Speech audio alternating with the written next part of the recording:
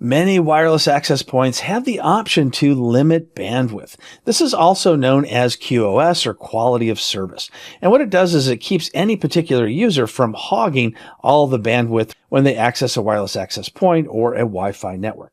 So if I check the box for limit bandwidth use, I can go ahead and scroll down, and here we can see various different speeds for download and upload. Download means bringing files down from the internet, whereas upload means sending files to someone or some device or a website on the internet.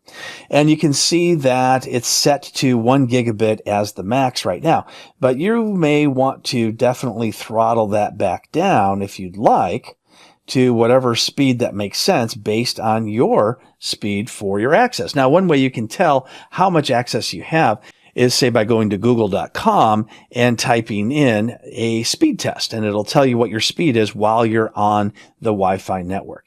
So that way you can properly throttle how much each user is going to get. Now, you can also change that. Instead of doing it by client, you could do it by network, and you can say the aggregate of all the different users on the network cannot go beyond whatever amount of speed this is. Now, not all wireless access points have this type of feature. This is more of an advanced feature.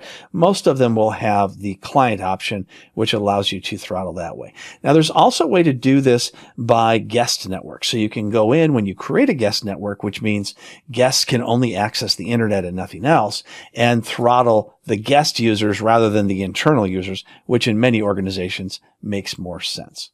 If you change your mind on quality of service, just go ahead and uncheck the box for limiting the bandwidth usage.